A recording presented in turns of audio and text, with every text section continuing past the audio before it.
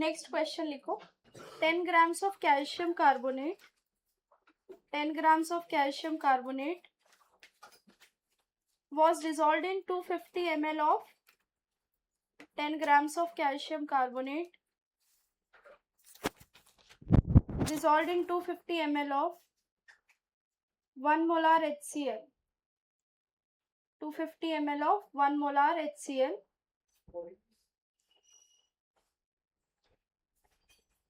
if excess of HCl is back titrated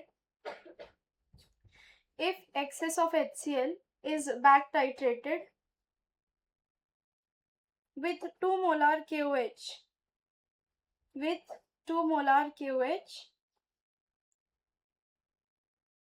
then calculate the volume of KOH solution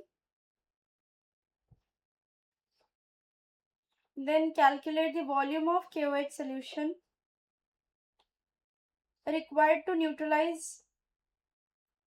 excess of HCl. Then calculate the volume of KOH required to neutralize excess of HCl.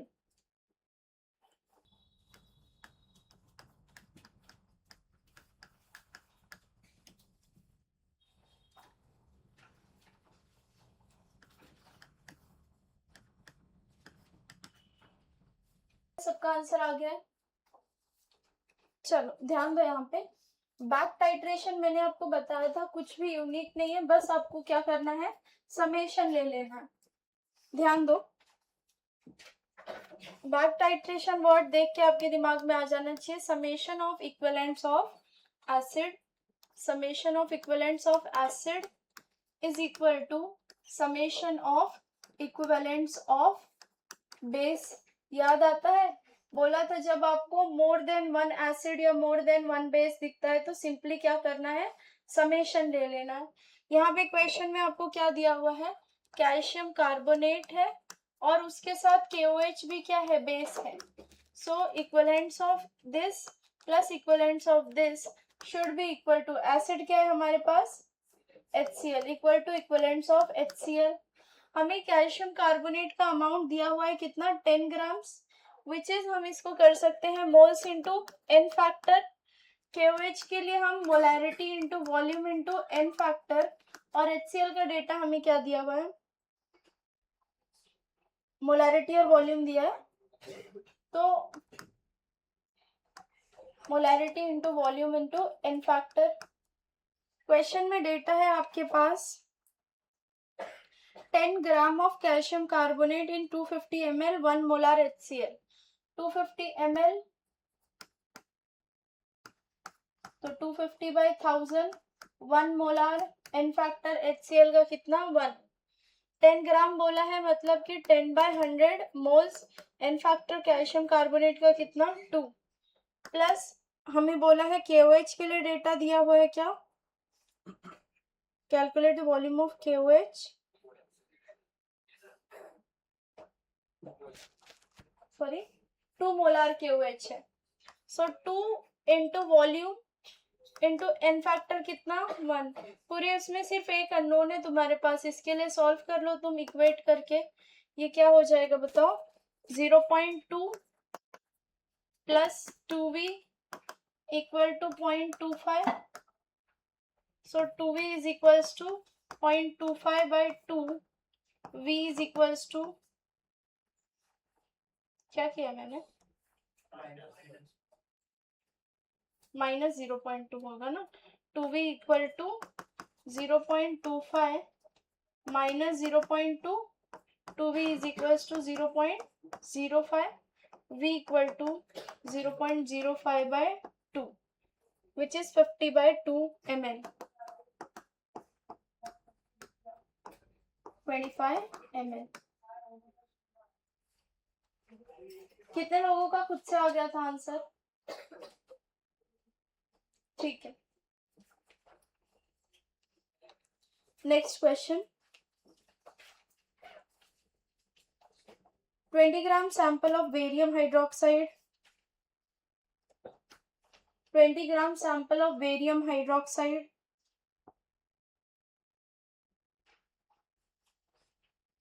is dissolved in 10 ml of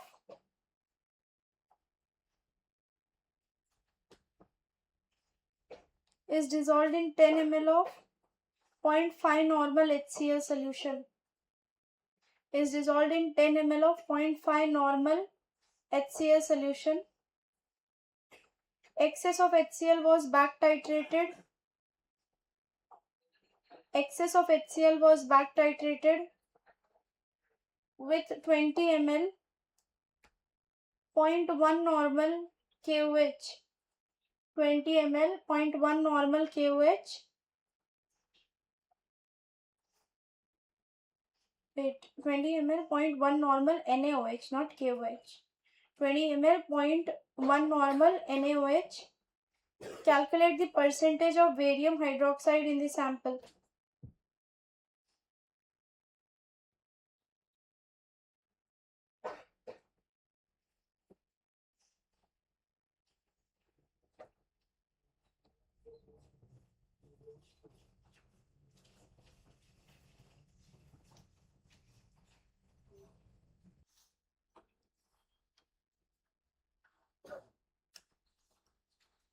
ध्यान दो, यहाँ पे question में आपको given है 20 ग्राम, ध्यान दो, 20 ग्राम sample of barium hydroxide is dissolved in 10 ml 0.5 normal HCl and then excess of HCl was back titrated with NaOH. Again आपके पास मोर देन क्या दिख गया आपको, बेस.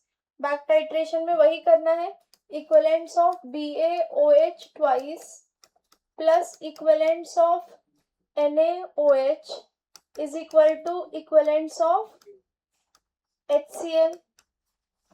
अब आपको डेटा भी दे दिया है सबका. HCl का डेटा दिया हुआ है 10 ml 0.5 नॉर्मल. तो नॉर्मेलिटी इनटू वॉल्यूम, इक्विवेलेंट्स का फॉर्मूला अप्लाई किया, यहाँ पे अप्लाई कर देंगे क्या, नॉर्मेलिटी इनटू वॉल्यूम. NaOH का हमें डेटा दिया हुआ है, अगेन नॉर्मेलिटी और वॉल्यूम, तो इसका भी नॉर्मेलिटी इनटू वॉल्यूम. इसका हम अप्लाई कर सकते हैं mass upon molar mass, moles into NF, moles into NF. Data substitute करो. अच्छा, 20 gram sample of barium hydroxide, ये जो 20 है ये मास तो यूजफुल नहीं है क्योंकि ये इम्प्योर वाला मास है ना, इसको लेके सॉल्विंग नहीं कर सकते, तो इसी को सम आपने x मान लेना है. मोलार मास बेरियम हाइड्रोक्साइड का कितना आया, 171 आ रहा है. 170 लेते हैं, आगे वैसे भी स्लाइट अप्रोक्सीमेशन करेंगे. एन फैक्टर इसका क्या है, 2 है. NaOH की नॉर्मेलिटी दी हुई है हमें 0.1 नॉर्मल और अमाउंट दिया है 20 ml और ये दिया हुआ है 0.5 नॉर्मल एंड 10 ml. अच्छा, ml से मिली इक्विवेलेंट्स आएंगे, तो आपको ध्यान रखना है कि ये इक्विवेलेंट्स है और ये दोनों क्या है, मिली इक्विवेलेंट्स है, क्योंकि मैंने किस में रखा है, ml में रखा है. तो इसको आप इंटू 1000 कर दो. समझा मैंने क्या किया, ये ग्राम्स को बेसिकली मिलीग्राम्स में कन्वर्ट कर दिया ताकि मिली इक्विवेलेंट्स में रहे सब कुछ. सो देखें क्या आ रहा है अब,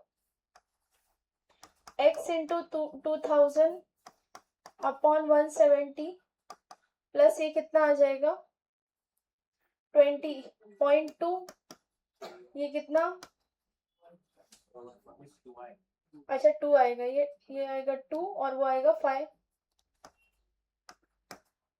फिर ये हो जाएगा कितना 3 इंटू 170 अपॉन 2000. सॉल्व किया इसको किसी ने, 3 इंटू 170 अपॉन 2000 कितना आ रहा है, ये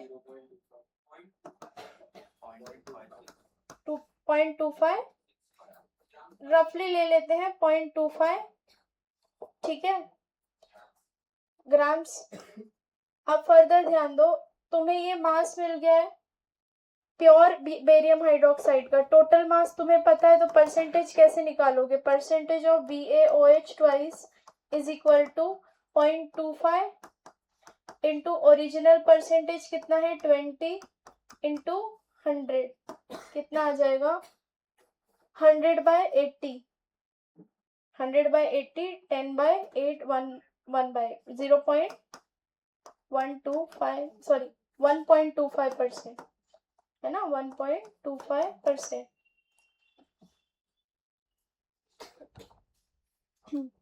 Next question. How many ml of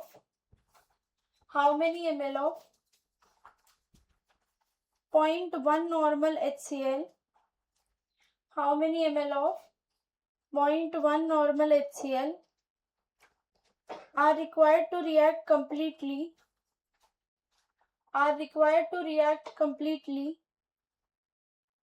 with 19 gram mixture of sodium carbonate and sodium bicarbonate containing equimolar amount of both.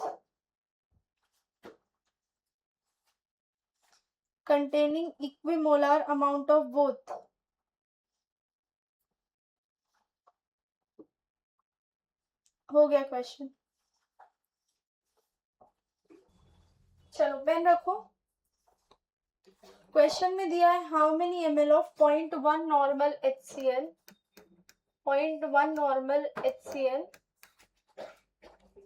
are required to completely react with 19 gram mixture of sodium carbonate and sodium bicarbonate.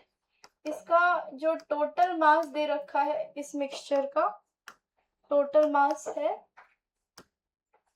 19 ग्राम और बोला है कि ये दोनों है इक्विमोलार amount में. इक्विमोलार which means दोनों के मोल्स क्या है, सेम है. इसी से मैं दोनों के मोल्स पता कर सकती हूँ. तो मान लेते हैं दोनों के moles of Na2CO3 equal to moles of NaHCO3 equal to n मान लिया दोनों के मोल्स को. तो अब mass, total mass is equals to जो टोटल मास है जो दिया हुआ है 19 gram is weight of Na2CO3 plus weight of NaHCO3. Weight of Na2CO3 कैसे निकालेंगे, इसका मोल्स इनटू इसका मोलार मास कितना आ रहा है 106 प्लस इसका मोल्स इनटू इसका मोलार मास कितना आ रहा है, कितना 84 इक्वल टू 19. इस इक्वेशन को सॉल्व करने किया होगा आपने, n के लिए सॉल्व किया इक्वेशन को. n की वैल्यू क्या आ रही है बताओ, 0.1 आ रहा होगा ना. 0.1 मोल्स आ गए दोनों के 0.1. फिर तो क्वेश्चन खत्म हो गया है. अब बस इक्विवेलेंट्स का सवाल है. क्वेश्चन में दिया क्या है, किसके साथ रिएक्ट कर रहे हैं, 0.1 नॉर्मल HCl के साथ रिएक्ट कर रहे हैं. तो equivalents of HCl is equal to equivalents of Na2CO3 plus equivalents of NaHCO3.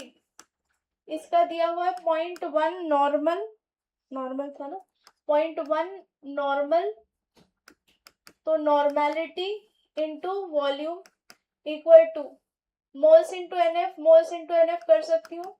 0.1 into 2 plus 0.1 into 1 करो सॉल्व. ये क्या आ गया 0.1 v equal to 0.2 plus 0.1 0.3 v is equals to 0.3 by 0.1 v equal to 3 litre. समझ में आ गई बात, लिख लो जिन लोगों ने नहीं किया था.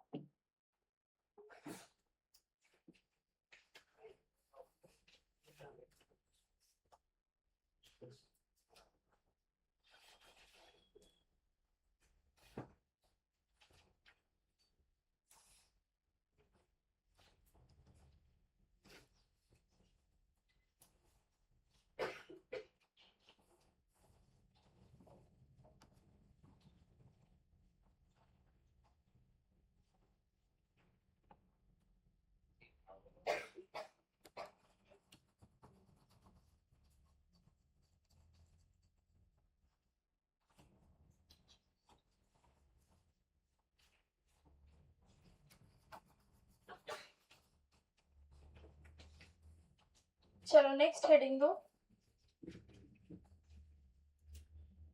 Redox titration. Redox titration.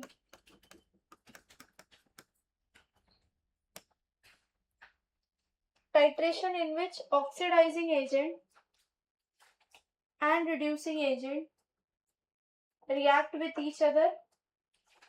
Titrations in which oxidizing agents and reducing agent react with each other. Simply यहाँ पे आपको क्या करना होगा, equivalents of OA is equal to equivalents of RA। More than one acid या more than one oxidising agent या reducing agent दिखता है तो summation of equivalents of OA is equal to summation of equivalents of RA। बस इस चीज का आपको ध्यान रखना है।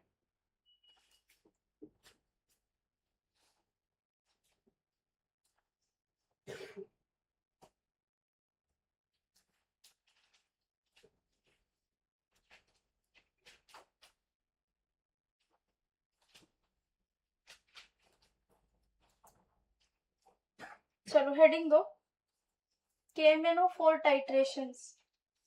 KMnO4 titrations।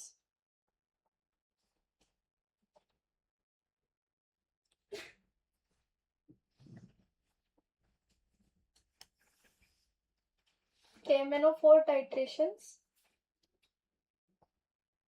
लिखो, it is a strong oxidising agent. KMnO4 titration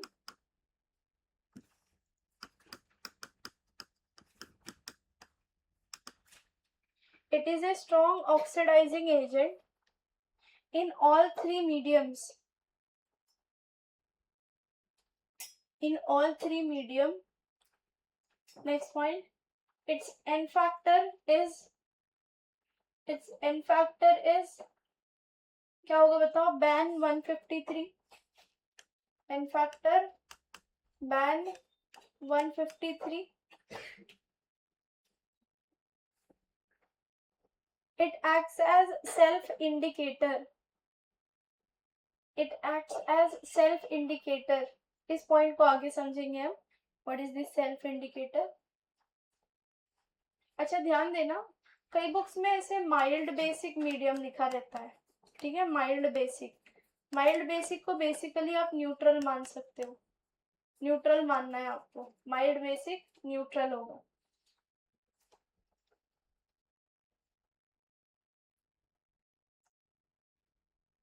next point,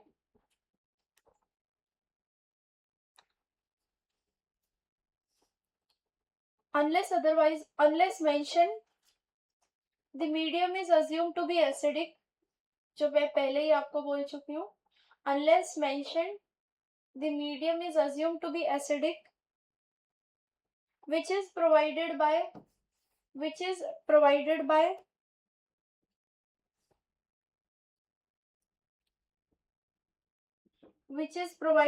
dilute sulfuric acid।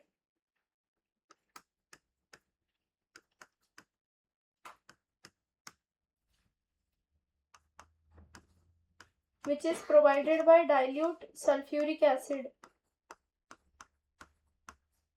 Why not these acids? इनसे क्यों नहीं मीडियम बन रहा है?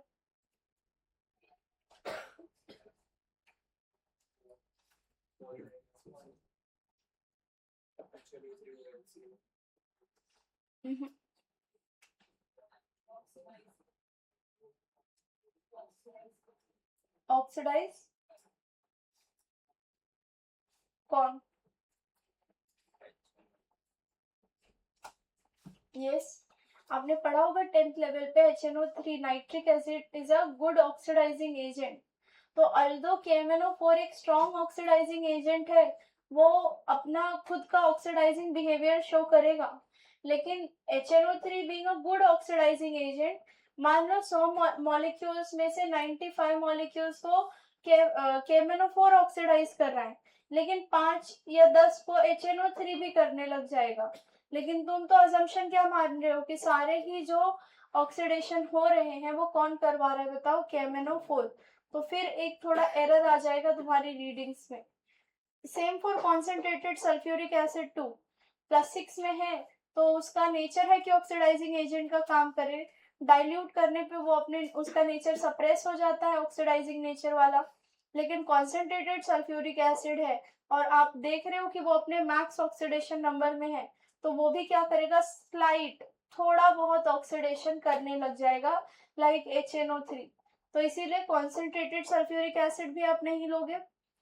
रह गई बात HCl और H2C2O4, इनको क्यों नहीं यूज कर सकते?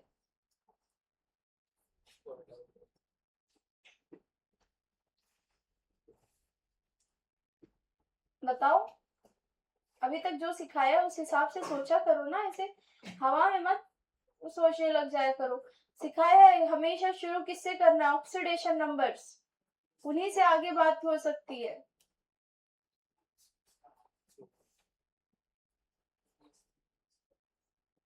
क्यों नहीं HCl और H2C ऑक्सैलिक एसिड और HCl को क्यों नहीं यूज कर रहे? Good, these are reducing agents, तो ये रिएक्शन में पार्टिसिपेट कर सकते हैं, which is they can also consume KMnO4। तो हमारा जो एक्सपेक्टेड रिड्यूसिंग एजेंट है वो कुछ और है। मान लो H2O2 को हमें रिड्यूस कर is the reducing agent, but उसके साथ आपने HCl लिया हुआ है बीकर में, तो HCl अपना रिड्यूसिंग नेचर शो करने लग जाएगा and it starts participating in the reaction rather being a medium. तो इस वजह से इनको भी नहीं प्रेफर किया जाता है एज अ मीडियम। ये आपको क्वेश्चंस में पूछा जा सकता है थियरी टाइप के सवालों में, ठीक है। चलो आगे कंटिन्यू करो। It is used for the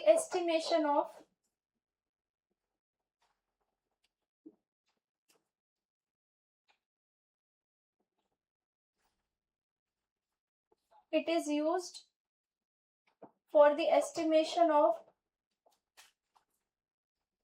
ferrous salts and oxalate salts. Ferrous salts and oxalate salts.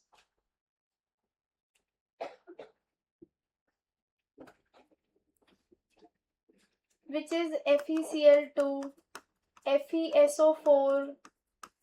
इनका एस्टिमेशन, इनके बारे में जब कुछ पता करना, मोहर सॉल्ट का फॉर्मूला क्या होता है बताओ, NH4 twice SO4, ये था ना FeSO4, NH4 twice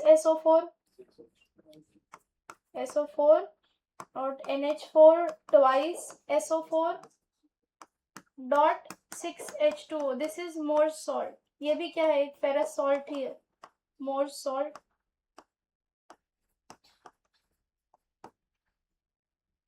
तो इनका एस्टिमेशन करना है, मतलब इनकी मोलैरिटी, इनकी नॉर्मेलिटी निकालना है। ऑक्सैलेट सॉल्ट्स तो लिखे थे ना हमने, FeC2O4 या KHC2O4 व्हाटसोएवर, ऐसे ऑक्सैलेट सॉल्ट्स का भी अगर हमें molarity, normality, volume etcetera determine करना है तो हम KMnO4 का यूज करेंगे। सुनो, यहाँ हमने एक पॉइंट लिखा है, it acts as self indicator. जो MnO4 माइनस होता है या KMnO4 जो होता है, इसका डार्क पर्पल कलर होता है, ठीक है, पर्पल कलर है इसका। अब जब ये न्यूट्रलाइज हो जाता है या पूरी तरह से रिएक्शन, आप अगर हम एक रिएक्शन समझे तो KMnO4 plus H2C2O4 gives K2O, balance नहीं लिख रही हूँ, CO2 प्लस MnO। तो जब ये रिडॉक्स रिएक्शन कंप्लीट हो जाएगी तो KMnO4 पूरी तरह से किस में कन्वर्ट हो जाएगा, MnO में, और इसका जो ये पर्पल कलर था अब वो क्या हो जाएगा, फेड हो जाएगा, खत्म हो जाएगा। तो जो इसी तरह से आप KMnO4 की अगर टाइट्रेशन देखोगे तो उसका जो पर्पल कलर है, जैसे ही आपका न्यूट्रलाइजेशन या इक्विवेलेंस पॉइंट आता है वो सडनली कलरलेस हो जाता है सोल्यूशन। समझ में आ रही बात? तो इससे आप एंड पॉइंट या इक्विवेलेंस पॉइंट का पता करते हो कि यहाँ रिडॉक्स टाइट्रेशन खत्म हो गई है, विच इज रिड्यूसिंग एजेंट। और ऑक्सीडाइजिंग एजेंट के इक्विवेलेंट्स इस पॉइंट पे सेम हो गए। समझ में आ गई बात। तो आपको बाहर से कोई कलर डालने, जैसे आप पहले क्या करते थे, NaOH अगर बीकर में है तो उसे पहले फेनोफ्थलीन डाल के पिंक करते थे और फिर HCl ऊपर से डालते थे।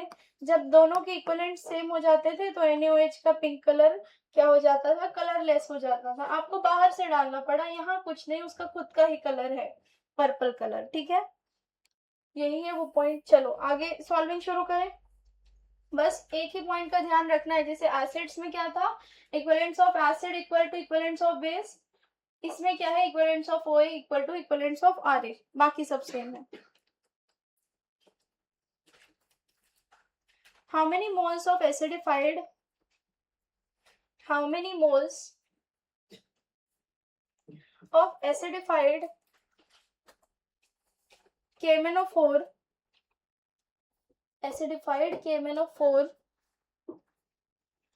are required to oxidize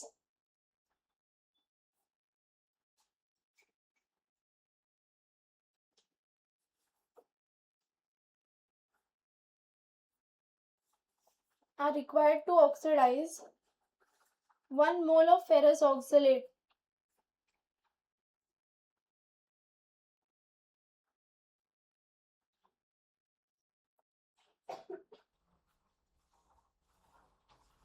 अच्छा ये कहीं पे नोट में लिख देना, स्ट्रॉन्ग ऑक्सीडाइजिंग एजेंट्स जो साइड वाले का नेगेटिव ऑक्सीडेशन नंबर है उसको 0 पे पहुंचा देते हैं, या साइड वाले के पॉजिटिव को मैक्स पॉजिटिव पे पहुंचा देते हैं। For example, if I have strong oxidising agent such as KMnO4 और K2Cr2O7 और उसके साथ है मेरे पास KMnO4 के साथ मेरे पास HCl है जो कि इसका नेगेटिव है, तो चांसेस ये है -1 है ना इसमें Cl पे, तो अगर रिएक्शन नहीं दिखी है तो वो इसको कहाँ पहुंचा देगा, Cl2 पे पहुंचा देगा।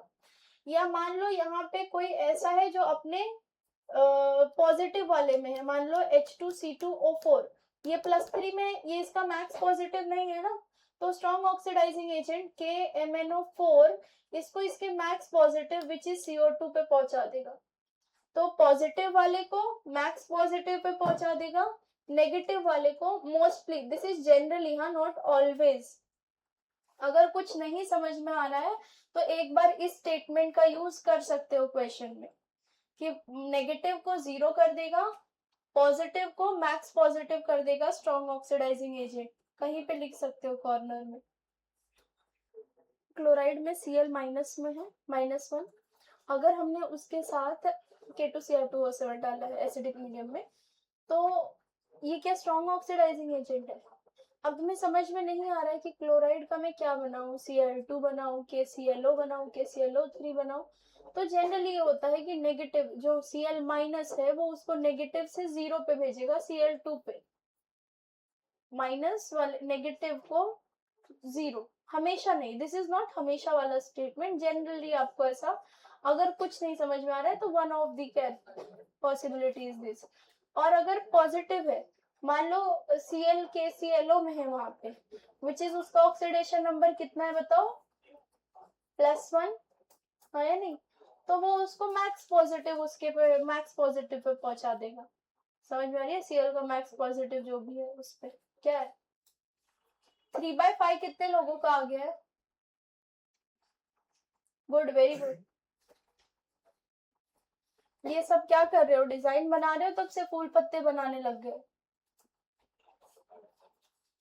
Equivalents of KMnO4 equal to equivalents of oxalate, oxalates का एन फैक्टर निकालना सिखाया था ना, रिडॉक्स टाइट्रेशन में कैसे निकलेगा ऑक्सलेट का n factor, number of carbon atoms plus change in oxidation number of metal.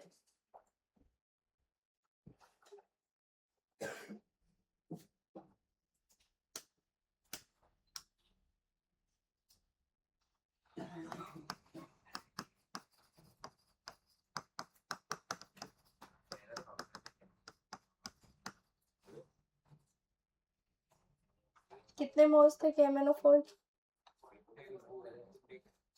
how many moles are required to oxidize 1 mole,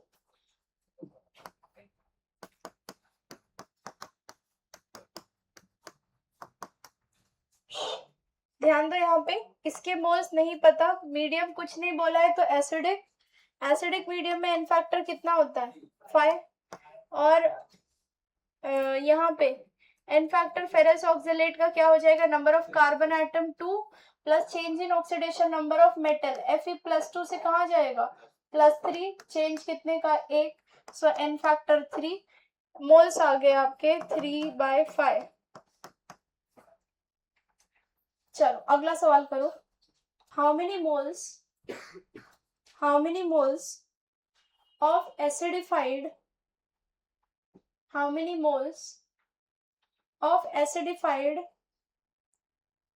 KMnO4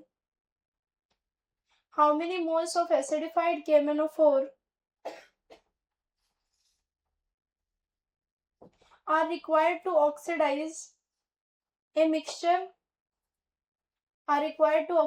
mixture containing 1 mole of H2C2O4,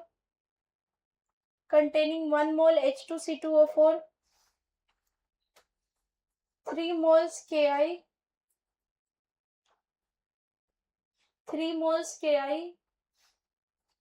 and 5 moles of H2O2।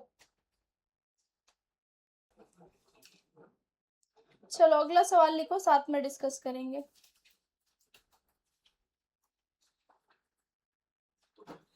Six 90 grams of Fe2O3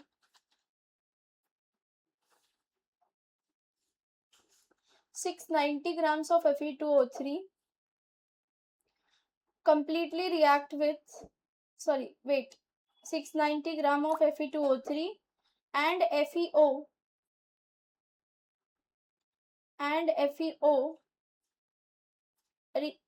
react completely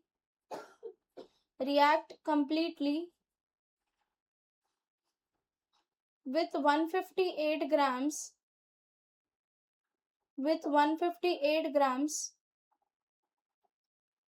of KMnO4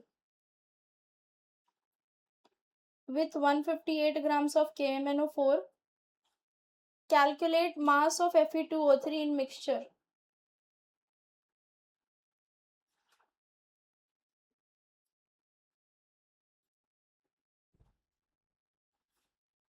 KMnO4 का molar mass 158।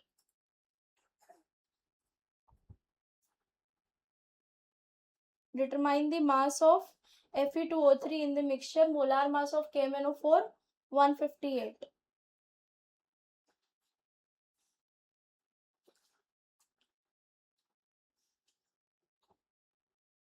एक minute, question दिखाओ क्या बोला है starting में।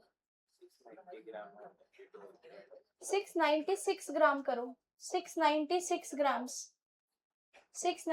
grams of Fe2O3 and FeO react completely with 158 gram। हमें मास दे रखा है 696 ग्राम्स, ठीक है, और बोल रहा है कि ये मिक्सचर कंप्लीटली रिएक्ट कर रहा है KMnO4 के 150 कितने 8 ग्राम्स के साथ। आपको पता है कि यहाँ Fe+3 है, KMnO4 क्या है, ऑक्सीडाइजिंग एजेंट है, वो +3 वाले के साथ तो रिएक्ट ही नहीं करेगा क्योंकि वो ऑलरेडी अपने मैक्स में है, तो ऑक्सीडेशन किसका होगा, FeO का। तो बेसिकली रिएक्शन है आपकी FeO और KMnO4 के बीच में, तो equivalents of KMnO4 equal to equivalents of FeO। KMnO4 का मोलार मास भी 158 होता है, मोल्स इनटू एन फैक्टर कुछ नहीं बोला तो एसिडिक मीडियम 5, इसका मोल्स इनटू एन फैक्टर कितना लोगे, FeO का एन फैक्टर 1, क्योंकि चेंज कितना है +2 से जाएगा कहाँ पे +3, चेंज कितने का 1 का, ये ऑक्सीडाइज होके कहाँ पहुंचेगा Fe+2 से पहुंचेगा Fe+3, चेंज 1 का, atom 1, n factor 1। So number of moles नहीं पता, एन फैक्टर 1 पता है, which is moles is equals to 5, which is mass is equals to moles into molar mass कितना आता है 56 + 16 कितना आ रहा है 72, करो इसको कितना आ रहा है 360, वेट इज इक्वल टू 360, ये हमारा FeO का वेट आया, तो Fe2O3 का वेट आ जाएगा 696 minus 360 which is 336 grams.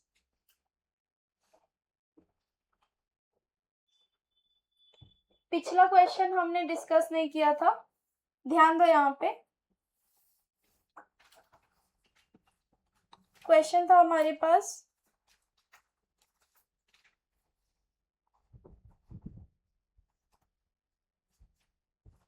how many moles of acidified KMNO4 are required to neutralize या oxidize a mixture containing H2C2O4, Ki and H2O2।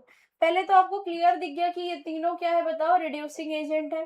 तो मतलब equivalents of KMNO4 equivalents of OA is equal to equivalents of RA।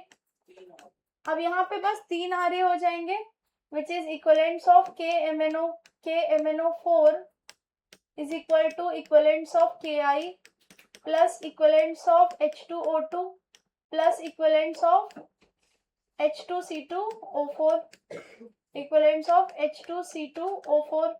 और आपको सबके moles दे रखे हैं, तो फिर मोल्स इनटू एन फैक्टर लगाना है आपको। How many moles of acidified KMNO4, मतलब के मोल्स नहीं पता, एन फैक्टर कितना 5, रिएक्ट्स विद Ki के मोल्स दिए हुए 3, एन फैक्टर क्या होगा Ki का -1 से 0, चेंज कितने का 1, एन फैक्टर कितना 1। H2O2, सो मोल्स दिए हुए H2O2 के 5, एन फैक्टर कितना आएगा बताओ 2, सो इंटू 2। H2C2O4 के मोल्स दे रखे हैं आपको 1, एन फैक्टर कितना आएगा बताओ 2, क्योंकि 2 कार्बन एटम है। ऐड कर दो, ये कितना आ रहा है 10, 12, 15, 15 by 5 equal to moles which is 3 moles।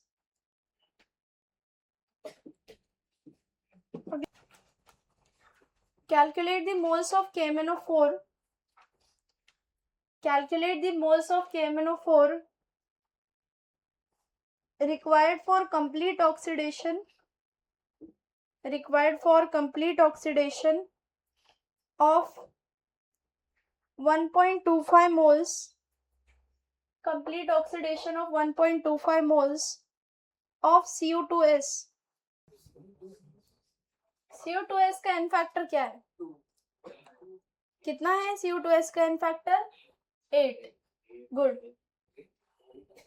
8, जैसे सिखाया वैसे। देखो देखो, Cu2S में कॉपर +1 है, वो +2 में जाएगा, सल्फर -2 है तो वो भी तो चेंज करेगा, SO2 में जाएगा, सल्फर -2 में है तो अब तुम उसे सोच सकते हो SO3 बने या SO2, लेकिन तुमने ये 10th क्लास में पढ़ा होगा कि SO3 बनने के लिए SO2 को कैटालिटिक चेम्बर से पास करना पड़ता है, SO3 खुद से नहीं बनता है। तो बाय डिफॉल्ट अगर सल्फर को कन्वर्ट करना है तो हमेशा SO2 बनेगा, नेवर SO3, क्योंकि उसके लिए कैटालिटिक चेम्बर लगता है। तो Cu+1 कन्वर्ट हो जाएगा Cu+2 में और S-2 कन्वर्ट हो जाएगा SO2 में। ये केस 2 है हमारा, when more than one element changes its oxidation number.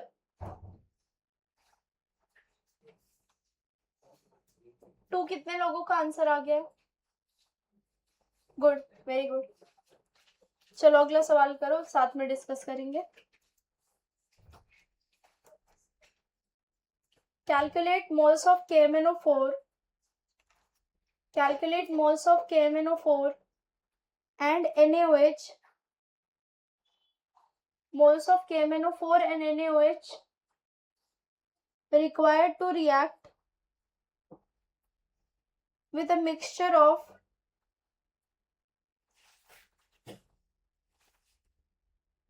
2 moles of KHC2O4, 2 moles of KHC2O4 dot H2C2O4, KHC2O4 dot H2C2O4 and 3 moles of and 3 moles of KHC2O4 dot 2H2C2O4 dot 2H2C2O4। मतलब इस mixture के लिए कितना NaOH लगेगा, कितना मोल KMnO4 लगेगा, आपको ये बताना है।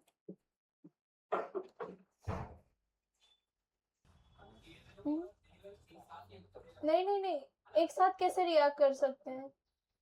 Individual, how many moles of KMnO4 and NaOH individually.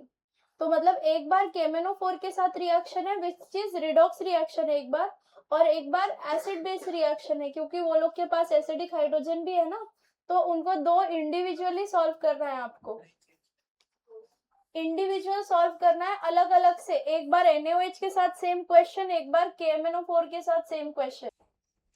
Question में हमें गिवन है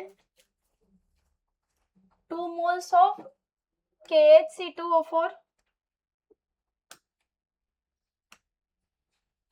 2 mole KHC2O4 dot H2C2O4 plus 3 moles of KHC2O4 dot 2H2C2O4, यही था ना। और इसको एक बार हम रिएक्ट करवा रहे हैं KMnO4 के साथ, एक बार हम इसे रिएक्ट करवा रहे हैं NaOH के साथ। KMnO4 के साथ रिएक्ट करवाएंगे तो equivalents of OA is equal to equivalents of RA, और ये दोनों रिड्यूसिंग एजेंट की तरह काम कर सकते हैं, क्योंकि ऑक्सलेट्स हमने पढ़ा है can act as reducing agent, क्योंकि कार्बन +3 से +4 जा सकता है। So equivalents of OA equal to equivalents of RA, moles into n factor of KMnO4 acidic medium में 5, इक्विवेलेंट्स ऑफ ये मोल्स कितने 2, n फैक्टर कितना हो जाएगा 4, number of carbon atoms plus change in oxidation number of metal कुछ है ही नहीं, plus 3 into number of carbon atoms कितने 6, चेंज इन ऑक्सीडेशन नंबर कुछ है ही नहीं क्योंकि मेटल ही नहीं है। सॉल्व करो, ये कितना आ रहा है, ये 26 आ रहा है। अच्छा 26/5, मुझे लगा टोटल कह रहे हो 18, ओके 26/5 विच इज 5.2। NaOH के लिए करो equivalents of base equal to equivalents of acid.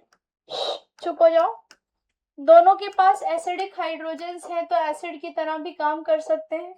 Equivalents of base which is moles of NaOH into n factor of NaOH is equals to moles, n factor कितना होगा 1 और यहाँ से 2 3, फिर यहाँ पे 4 और 1 5 plus 3 into 5, so 15 plus 6 21, n equal to 21। Next heading है हमारी, पहला था रिडॉक्स टाइट्रेशन में KMnO4 टाइट्रेशन। कोई कुछ कह रहा है? अच्छा हाँ, वो क्वेश्चन नहीं डिस्कस किया है ना हमने, ध्यान दो यहाँ पे। KMnO4 की रिएक्शन विथ Cu2S, क्वेश्चन में डेटा हमें गिवन था calculate moles of KMnO4 required to for complete oxidation of 1.25 mole. इसके 1.25 मोल थे। आपको पता है ये OA है तो ये RA हो जाएगा।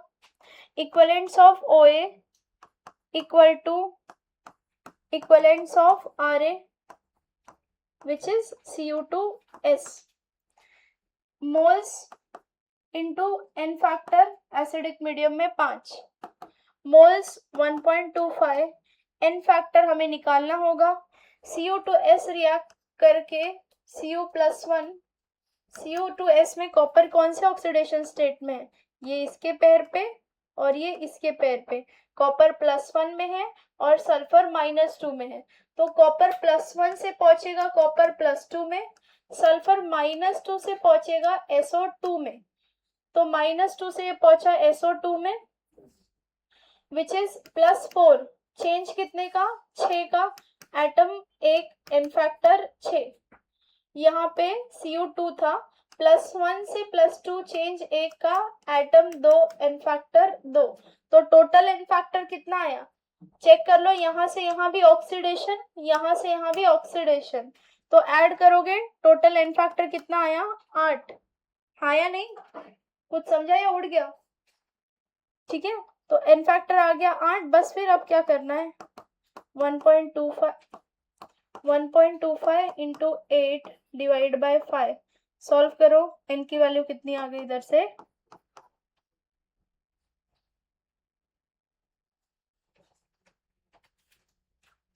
लिख लो जिन लोगों ने नहीं किया था ये सवाल।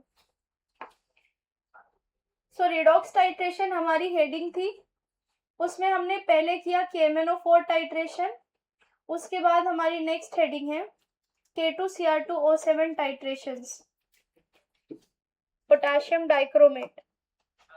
हाँ जोर से बोलो, क्योंकि SO2 से SO3 के लिए कैटालिटिक चेंबर लगता है, कैटलिस्ट लगता है।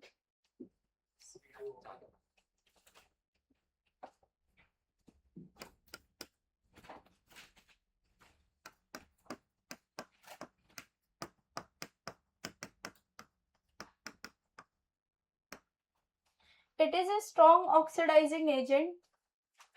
It is a strong oxidizing agent. लिखो, it is a strong oxidizing agent only in acidic medium. Only in acidic medium. Reaction क्या हो जाती है एसिडिक मीडियम में, Cr2O7 -2 converts to Cr+3। N factor कितना आ जाएगा, +6 से +3 चेंज 3 का, एटम 2। सो लिख दो n factor is 6, n factor is 6। indicator used is n, N diphenylamine,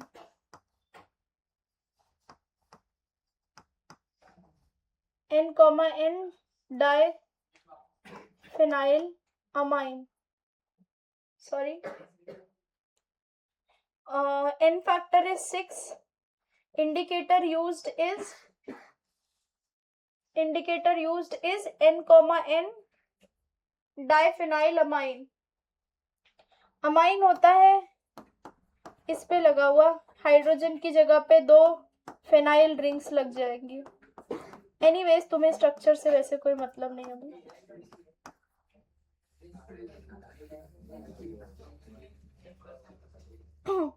indicator used is N, N diphenylamine। Question same to same इसकी KMnO4 की तरह रहेंगे, बस एन फैक्टर 5 की जगह 6 लेना रहेगा, और कुछ भी चेंज नहीं है। तो अब हम मिक्स वाले क्वेश्चंस कर रहे हैं, ठीक है। चलो थोड़े अच्छे सवाल करते हैं हम। It is acting as OA in acidic only, right?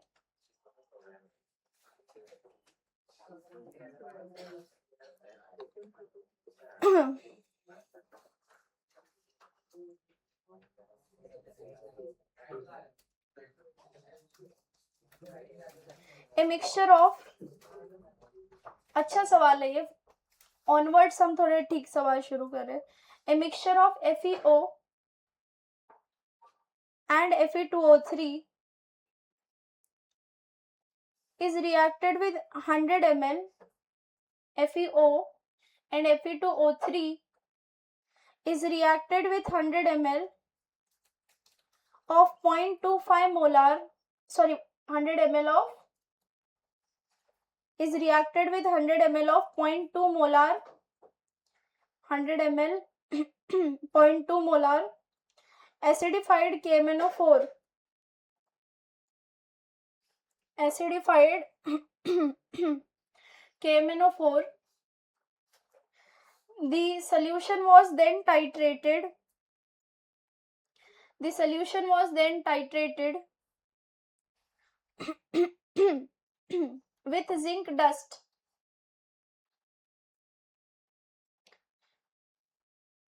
with zinc dust,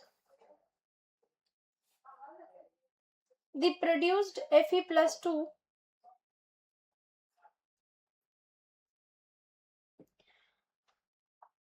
और the resulting solution लिखो, the resulting, the produced Fe+2 cut करके लिखो, the resulting solution the resulting solution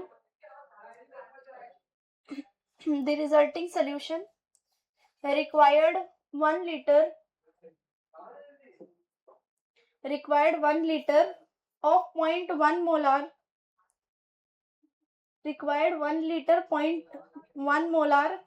K2Cr2O7 1 liter 0.1 molar K2Cr2O7. Calculate percentage of FeO and Fe2O3. Calculate percentage of FeO and Fe2O3.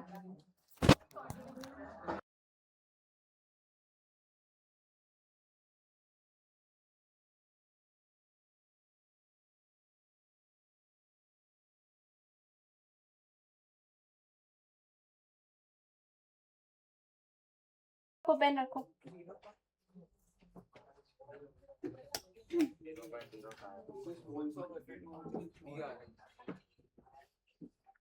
ना pen रखो.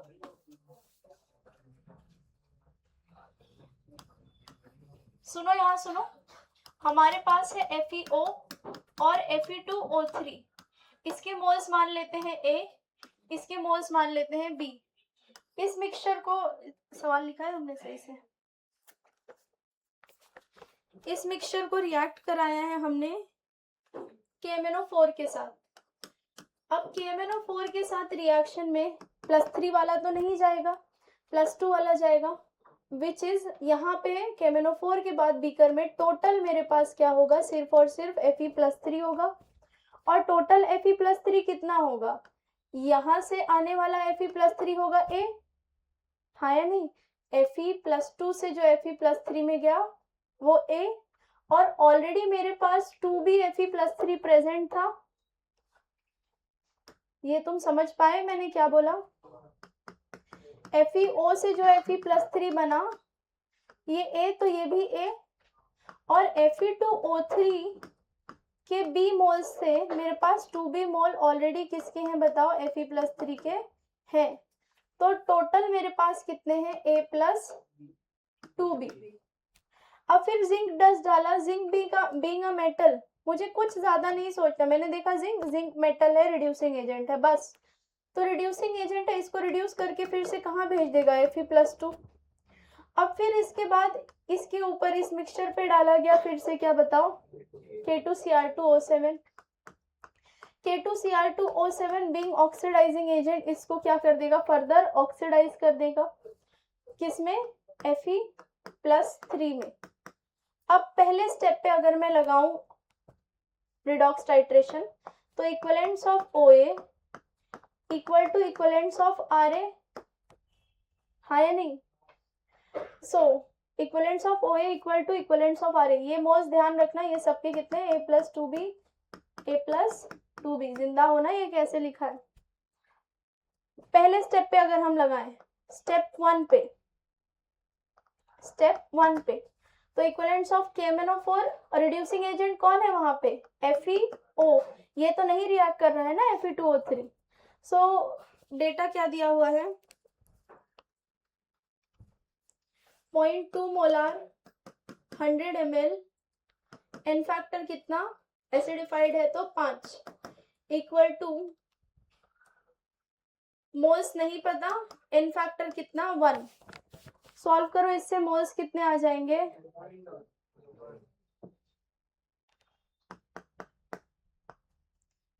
A आ गया 100 millimole. Millimole में ही रख लेते हैं, ठीक है, 100 मिलीमोल. फिर लास्ट स्टेप पे लगाया K2Cr2O7 वाला, लास्ट स्टेप, क्योंकि डेटा और कहीं कुछ और दिया नहीं है, इन्हीं दो पे डेटा दिया हुआ है. Equivalence of OA which is equivalence of K2Cr2O7 is equal to equivalence of RA. RA मेरे पास क्या है, Fe+3 जिंदा हो, साथ में चल रहे हो। इसका हमें डेटा दिया हुआ है K2Cr2O7 का 1 लीटर 0.1 मोलार। सो 1 लीटर था ना, उधर मैंने मिली में रखा है तो 1000 ml कर रही हूँ क्योंकि यहाँ मिली मोल्स में है ना। 0.1 मोलार, एन फैक्टर कितना 6।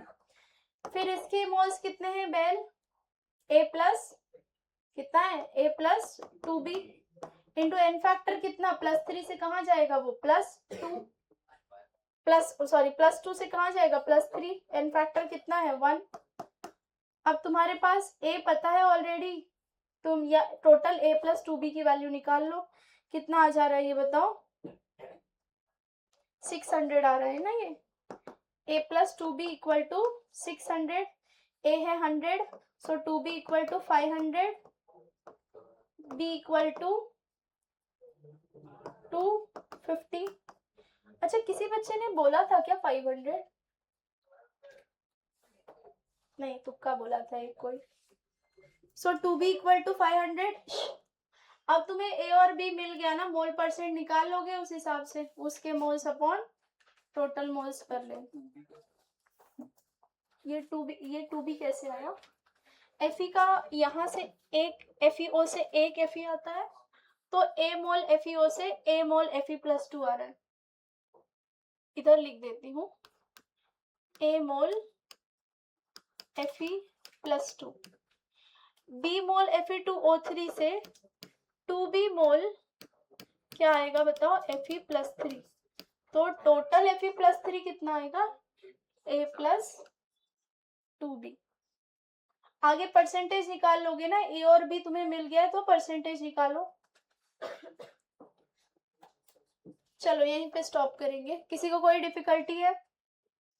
नेक्स्ट लेक्चर में हम iodometry and iodometry last type of titration खत्म करेंगे एंड देन एडवांस सॉल्विंग।